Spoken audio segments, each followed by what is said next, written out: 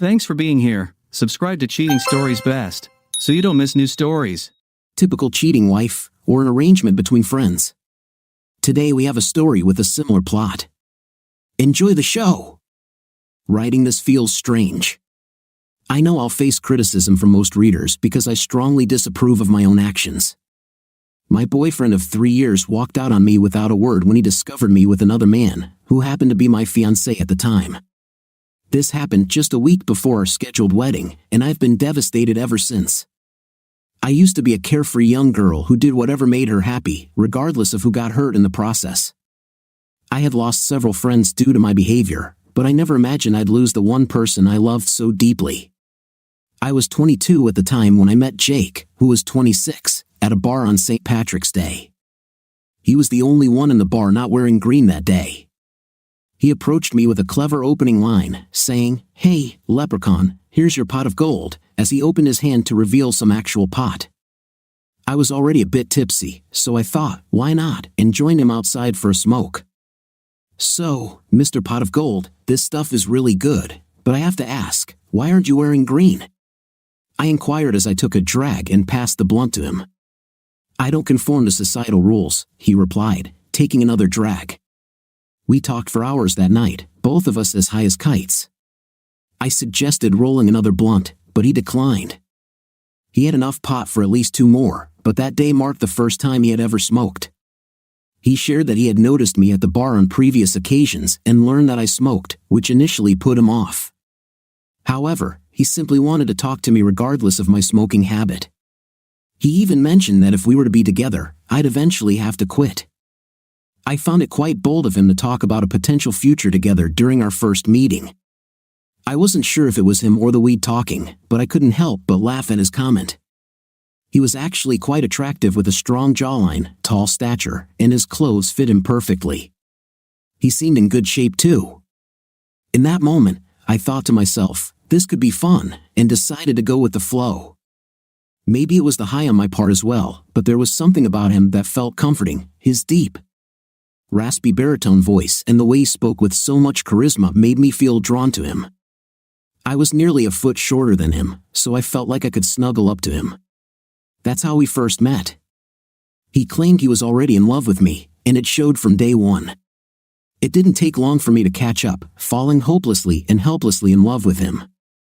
He texted me as soon as he got home, making me feel like I was on cloud 9.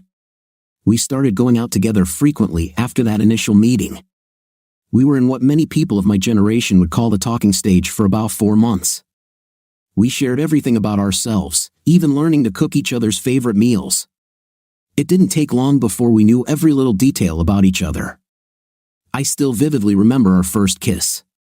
It happened at a wedding we decided to crash for fun. We were at my place playing Monopoly when out of nowhere, he turned to me and said, "You know what would be a blast right now?" I asked, "What?" He replied, "Crashing a party." I inquired about the type of party, but he preferred to keep it a secret, only insisting that I bring my game, and boy did I ever. We hailed a taxi to get there. It wasn't too far from where I lived, but too distant to walk. At the wedding, the cab driver nodded in approval as we told him where to go. I turned to Jake and said, "You do know we're not dating, right?" He hushed me, saying, "Don't worry.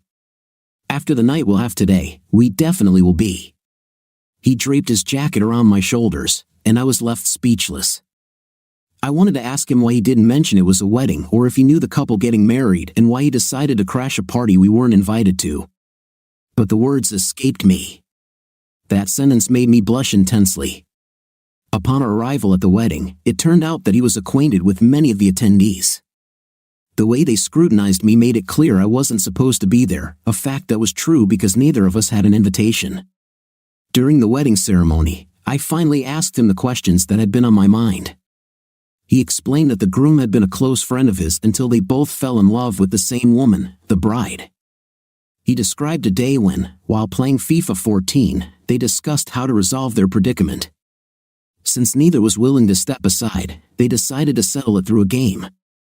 The winner would have the chance to pursue her while the loser agreed to back off. Unfortunately, he lost the game, and true to his word, decided to make a graceful exit, leaving behind what he called a love chain. According to him, all three were in love with each other, and that day marked the first time he had spoken to either of them since losing the FIFA 14 match. I found it somewhat peculiar how men could create pacts based on video games in the world of relationships, and even more astonishing that they actually stuck to these pacts. Though it was none of my business. Later during the reception, the trio of friends caught up. Jake shared a dance with the bride, and I must admit, despite her being already married, I couldn't help but feel a twinge of jealousy seeing them dance together, especially after what he had told me. Jake noticed the jealousy on my face and asked with a slight, gentlemanly bow if I would join him for a dance. I took his hand, and we began dancing, but I thought we weren't officially together. You shouldn't have any reason to be jealous, he remarked. What if I wanted a reason to be jealous? I replied, surprised at my own words. Did I just say that? Jake had a knack for bringing out my true feelings. He flashed a smile at me as we continued to dance, but this time, he pulled me closer. And I could feel his heartbeat against the top of my head. He whispered sweet words in my ear, and as the dance neared its end, he gently lifted my chin, gazed into my eyes, and uttered those three words that can make anyone feel on top of the world. Then he kissed me, a kiss that felt like an eternity. My face turned crimson, and I had butterflies in my stomach. After the kiss, while still locking eyes with me, he quipped, "Now you have a reason to be jealous." Then he laughed. What a beautiful smile he had. I can't help but tear up as I write this. To be honest, I wouldn't be sharing this if I hadn't been advised to do so. Revisiting every memory we had hurts because I'm haunted by the fact that I messed it all up. In less than 4 hours, I had something that every woman dreams of, and I let my foolish actions destroy it. We spent every day together. He worked as a web developer, mostly remotely, only having to go to the office once or twice a week. One of the many things I admired about him was how well he had his life together. Most people his age were still figuring things out, but not him. He lived a nearly flawless life. 2 years into our relationship, I had already quit smoking for a year. He had predicted it. We had started living together, and since I didn't have a job at the time, I was at home most of the day. I used to smoke when I was bored, tired, or unhappy, but I was none of those things when I was with him. So I didn't even realize how long it had been since I last smoked until he pointed it out. Around our second year together, my younger sister got married to her high school sweetheart. I was genuinely happy for her, but as we all know, watching your younger sibling get married before you can hit a nerve, and it did for me. I went to the wedding with Jake, and he noticed something was bothering me during the reception. He had a knack for recognizing when I was truly happy or when something was amiss. He persistently tried to get me to open up, cracking jokes until it finally worked. I confessed to him how happy I was for my sister and how I felt relieved that she wouldn't have to experience heartbreak or get hurt by a man. I told her how I always perceived her as a delicate and vulnerable girl, and how I often worried about the possibility of her going through the pain of being cheated on or experiencing other heartbreaking relationship issues. I mentioned how it seemed fitting that she, out of all my sisters, including myself, was the one who found a fairy tale love story. Then I brought up what had been bothering me. During my upbringing, my family frequently teased me about being the last one to get married. It was a recurring theme in our household to the extent that my nickname at home is still Runaway Bride. I explained to her that as we stood there dancing, I was the only single person among us. It wasn't something I thought he'd fully grasp, and he indeed didn't. He had always been indifferent about the idea of getting married. In his words, "If I find that kind of love that makes me consider marriage, I'd do it without hesitation, but I won't be upset if it doesn't happen." He made a brief attempt to console me, but when it proved ineffective, he excused himself and left. I assumed he was leaving the wedding, and I considered following him home. However, he insisted that I stay behind, explaining that he only needed to retrieve the wedding gift he had left in the car. Upon his return, he and I presented our gift to the newlyweds. Afterward, he approached the DJ and requested a microphone. I wondered what he had in mind. He began by expressing his gratitude for being welcomed into the family and praised the couple's enduring love. Then he called me forward. I was taken by surprise, and it was evident from my bewildered expression. He lightened the mood by joking, "Sorry, Ralph, I know you and your lovely wife didn't expect anything other than your wedding today," which elicited laughter from the crowd. He continued addressing me and recalled our previous conversation about marriage. He said, "Remember when I told you that if I find that love I'd marry without hesitation? Well, I'm thankful that God brought you into my life," and he began to express his feelings. "You've illuminated my world, and in the years we've known each other, we've been incredibly close. I've been wanting to do this for a few weeks now, but I believe it's fate that I'm doing this today. Do you remember our first kiss? It happened at a wedding, so now, at another wedding, I'd like to ask you something." Hold on, is he about to do what I think he's about to do? I wondered, feeling a rush of excitement. He knelt down, taking a small box from his coat pocket. Oh my goodness, he is! I couldn't contain my joy any longer. I was as thrilled as a child with too much sugar. "My runaway bride, would you like to have the privilege of being jealous for the rest of our lives together?" It was a bit cheesy using the same word he had spoken when we first kissed, but I was genuinely delighted that he was asking me to marry him. I enthusiastically exclaimed, "Yes," and jumped into his arms, causing both of us to tumble to the ground. The crowd erupted in laughter and applause. Before I continue, I'd like to offer some advice to any woman planning her wedding. Don't overthink it. The wedding itself isn't the most important thing, it's the marriage that truly matters. It's the life you share after that one day that holds the real significance. Well, planning the wedding was quite stressful. This, combined with the fact that I had just started a new job, took a toll on my mental state. My fiancé only had 2 requests: no bachelor or bachelorette parties, and he wanted to wear a traditional Igbo tribe outfit from Nigeria called an agbada on our wedding day. It's funny how, as I got caught up in the nitty-gritty of wedding planning, frustration and anger would often surface, and sometimes I'd take it out on Jake. But he remained calm and helped me relax when I was stressed. He would reassure me that he didn't care about the wedding details, all he wanted was to be with me. Looking back, I can't fathom why that used to irritate me. As the wedding date drew near, I felt the need to relax and treat myself because of all the stress I was under. I decided to ask my maid of honor to organize a bachelorette party after all, and she happily agreed. Explaining this to him wasn't going to be easy, so I thought about making it seem like it was his idea. I tried using every manipulation tactic I knew on him, but none of them worked. His response was always the same: I only asked for 2 things. Then, a week before the bachelorette party, I decided to be honest with him. He was really furious, and I couldn't understand why. I didn't see why having a party to relax would be such a big deal, so significant that he didn't even sleep at home that night. I got very upset with him for not understanding why I wanted the party. I was angry because he only saw it as a breach of trust. I was genuinely mad at him because he made me feel guilty about a party that was meant for me to unwind. Every time I tried to apologize, he insisted that the only apology he'd accept was if I canceled the party. But I didn't. I absolutely did not.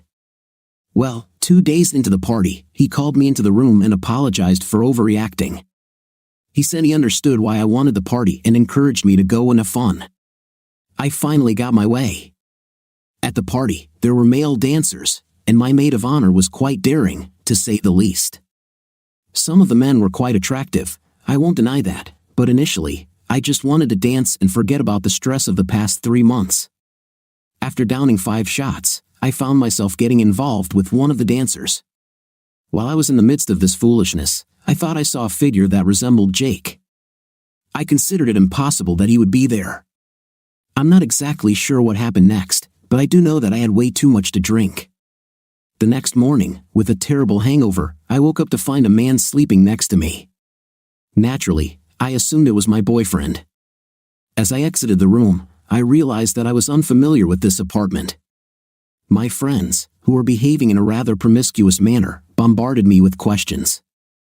They wanted to know how it went. Was he good? Did he satisfy you? Did you know Jake came here? Hold on a second, did someone just mention that Jake had been here? I hurriedly returned to the room and discovered that the man in the room was one of the dancers. No. Did I just sleep with one of the dancers? Wait, did I hear someone say Jake came over here? I rushed out of the room and left the apartment, making my way back to my place. When I arrived, the sound of my key in the lock echoed eerily. Upon entering, a note fell from the top of the door frame. The note read, "Hope it was worth it." I looked up and saw that my place was completely empty. Everything that belonged to Jake was gone, leaving only the items I had purchased myself. I cried. I bawled my eyes out. I still keep that note as a reminder not to mess up the good things in my life. I attempted to call Jake, but there was no response. Texting him yielded the same result. I turned to WhatsApp to send a message, and that's when I noticed his last status update. "It's over, guys. Wedding's off." He had blocked me on all platforms and cleared out everything from the apartment. There was no chance of ever seeing him again. That was 3 years ago, and the absence of closure has made it even more challenging to move on. 3 years of therapy haven't done what they were supposed to, which was to help me overcome the pain I inflicted on myself. I had to explain to my family why the wedding wasn't happening anymore, and they were all disappointed in me. I understand that I may not have the right to ask for anything, but I truly wish I could find happiness again after squandering this opportunity. I realize that second chances are not guaranteed, but I desperately need to find happiness. It's been 3 agonizing years, and I've been living in misery.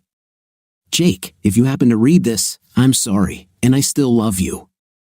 That was our first story in this video. Let's listen to our next story, which will be no less interesting. Have you ever had one of those mornings when you wake up thinking it's just another ordinary day? And then your entire world turns upside down before you've even had your morning coffee? Well, get ready, because that's exactly how this chaotic situation began. My name is Brandon, but I'm not the happily married Brandon with the white picket fence and the adoring wife. No, that guy was thrown out the window the moment I overheard my wife Helen, my partner of 8 years, giggling on the phone with her friend Angela. Now, Angela is this high-powered marketing executive, always dressed to impress and with a laugh that could sour milk. She's the kind of person who treats marriage like a game and fidelity as a mere suggestion. I never really liked her, but Helen, she practically idolized Angela. So there I was, casually passing by Helen's home office door on my way to the kitchen, when I happened to catch a snippet of their conversation. "Brandon doesn't have to know, it's just a bit of fun. You deserve more than his tired, old-fashioned view of marriage." It hit me like a punch to the gut. My Helen, the woman I thought would stand by me through thick and thin, listening to this nonsense and actually agreeing with it. I knew I should have given Helen an ultimatum earlier, a choice between Angela and me, but I messed up, and now I find myself in this situation. As I stood there, my hand clenched around the doorknob, a cold rage settled in. This wasn't just some casual chat. This was my wife being encouraged by her so-called friend to cheat, to throw away everything we had built together. And the worst part? She was laughing. That sound made it seem like she had completely forgotten who she was, or maybe I never truly knew her at all. That's the unvarnished start of my story, folks. No sentimental walks down memory lane here, just the harsh reality of a man who received a wake-up call he never asked for. I began scrutinizing our bank statements, credit card records, phone bills, you name it. I was searching desperately for any sign that Helen was taking Angela's suggestion seriously. But here's the surprising part, folks, I found nothing. Absolutely nothing. Our bank statements were about as ordinary as they come, just groceries, a charge for a new blender because I accidentally broke ours while attempting to make margaritas. Nothing out of the ordinary. When it came to phone bills, the most scandalous thing I could find was an overage charge from Helen's mom, who called to chat her ear off. I even went to the extent of checking the mileage on her car. Yeah, I was that desperate. But every time, the mileage added up perfectly, just her commuting to work and back. Maybe with a small detour to the grocery store or the gym. It was maddening, like trying to catch smoke with my bare hands. Then there was Angela, who was as elusive as an eel. I made unannounced visits to Helen's boutique, hoping to catch them in some secret plotting session. But it was always just business as usual, smiles, conversations about sales targets, and not a hint of the deception I had overheard. It made me question my own ears. Had I really heard what I thought I did? I felt like I was living in some alternate universe where everything appeared the same but was fundamentally different. Here I was, a man who could turn a piece of wood into art, feeling utterly powerless against the intangible. Helen seemed like the perfect wife by all outward appearances, and Angela, the skilled manipulator, played the role of the supportive best friend. However, you know that feeling deep in your gut, that nagging, twisting certainty that something is amiss? It wouldn't let go of me. It kept me awake at night, staring at the ceiling while Helen slept soundly beside me. I lay there, listening to the rhythm of her breath, wondering if she dreamed of a life without me, a life Angela had persuaded her she was entitled to. I continued to observe and wait because that's what you do when you love someone, right? You hope you're mistaken about them, even when every instinct tells you otherwise. When I last shared my story, I was hanging on by a thread, remember? Well, that thread has been fraying like crazy every day. It's the same routine: wake up, keep an eye on Helen for any signs, any slip-ups. Any hints that could prove she wasn't the woman I believed her to be. It was tearing me apart, and I started losing it. Honestly, my workshop, which used to be my refuge, started feeling like a prison. I'd stare at a block of wood for hours, chisel in hand, but the patterns I usually coaxed out of the grain just wouldn't emerge. My clients began to ask questions. "Is everything okay, Brandon?" they'd say. "This doesn't look like your best work." And they were right. It wasn't. My friends would call, ready for a round of beers and some pool, but I'd ignore their calls. I couldn't face them, couldn't pretend everything was fine when my marriage was hanging precariously on the edge of a cliff. I used to be the guy who had it all together, but now I was the guy spying on his wife, doubting her every move, and losing sleep over a conversation that might have meant nothing or everything. I remember one night I got up while Helen was still sleeping. I just sat there in the dark, watching the gentle rise and fall of her chest, listening to her breathing. She looked so peaceful, so innocent. I wanted to wake her up, to demand the truth and put an end to this torment, but I couldn't. I lacked proof, only this nagging suspicion that kept whispering in my ear, "She's lying to you." My world had narrowed down to a single focus: finding the truth. It wasn't just about whether she was cheating anymore, it was about whether I could trust my own judgment. If I was wrong about her, what else was I wrong about? Myself? My friends? My entire life? The worst part was the isolation. It felt like I had constructed a wall around myself, one brick at a time, with every doubt and unanswered question. I stopped attending family barbecues, avoided my mom's Sunday dinners, and became a ghost to my own siblings. I was trapped within my own thoughts, unable to find an escape. My story reached a really tough point. I realized it was time to confront Helen and get some answers. I couldn't continue living with constant doubts and feeling miserable. I returned from working on some furniture in the garage, and there was Helen, sitting on the sofa with her phone. I took a deep breath and told her we needed to have a serious conversation. Despite feeling like a storm was raging inside me, I remained outwardly calm. We both sat down, and I straightforwardly brought up the phone call I had overheard between her and Angela, explaining how it had been keeping me up at night. I mentioned my attempts to uncover the truth about whether she was seeing someone else behind my back. Finally, I asked her directly, "Is there someone else, Helen?" She denied it, saying she wasn't involved with anyone else. She cried and insisted that Angela had made a tasteless joke, and I had misunderstood. She wanted me to believe her, reaching out to me, but I couldn't bring myself to do it. I couldn't hold her hand or console her, despite my strong desire to believe her. She's my wife, Helen, whom I've loved for so long. Angela's words continued to haunt me. That night, we went to bed without talking. We didn't exchange our usual goodnight kisses or say "I love you." She cried quietly, and I lay there, staring at the ceiling, wondering if I even wanted to uncover the truth or if it might be better to remain in the dark. Unexpectedly, I received assistance from someone I never thought would get involved. I was in my workshop, concentrating on a piece of wood destined to become a rocking chair, seeking solace in the familiar surroundings of wood shavings and sawdust. That's when Jeff entered. Jeff was more of an acquaintance to me, good for casual conversations, knowledgeable about various topics, and always appearing at the most unexpected times. He had an unusual seriousness about him, quite unlike his usual demeanor. He asked if we could step into the back room for a private conversation, away from the prying eyes of the storefront. So, in the midst of half-finished furniture frames, he began sharing a story with me.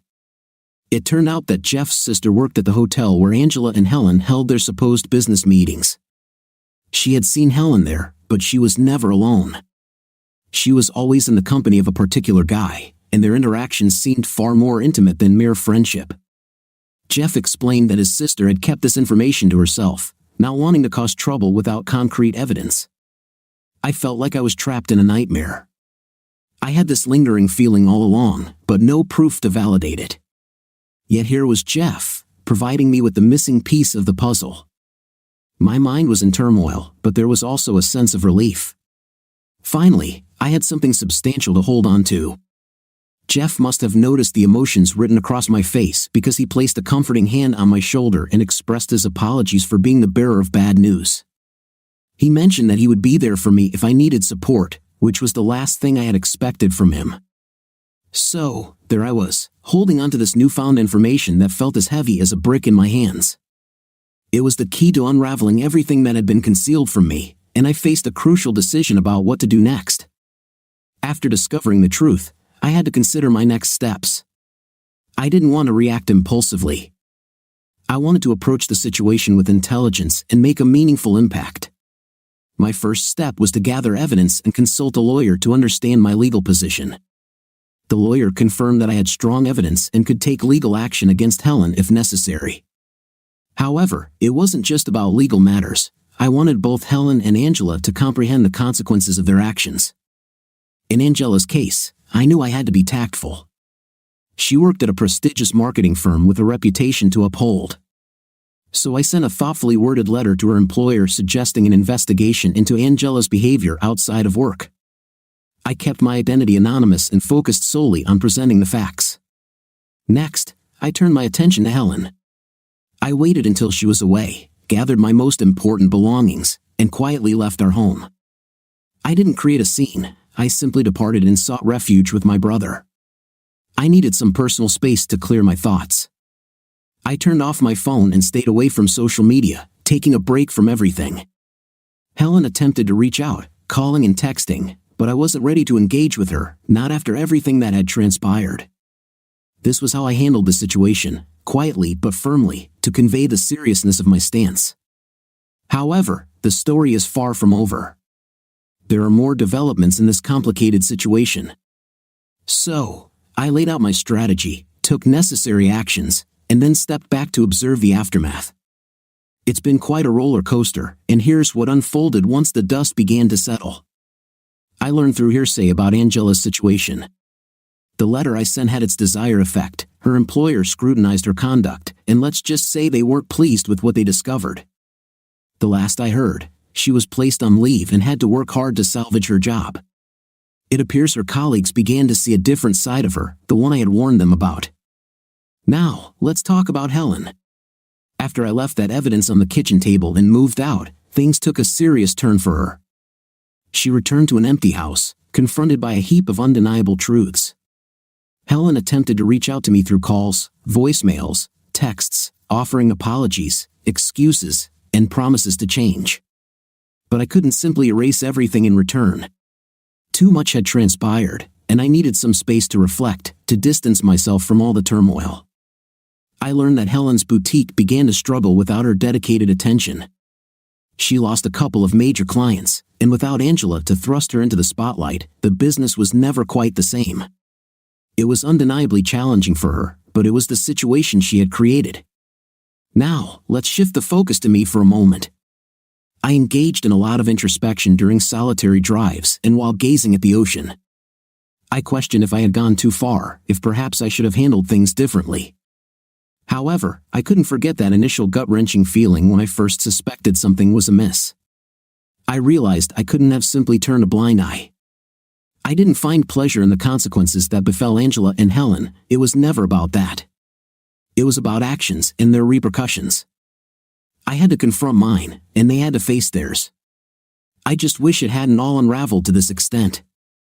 So, here I am, back in my workshop, rediscovering solace in the intricate patterns of wood and the scent of sawdust. I'm piecing my life back together, but it's a gradual process. Each day brings a bit more clarity, a bit more improvement. I'm beginning to sense a return to my true self, but there's still a journey ahead. That's the aftermath.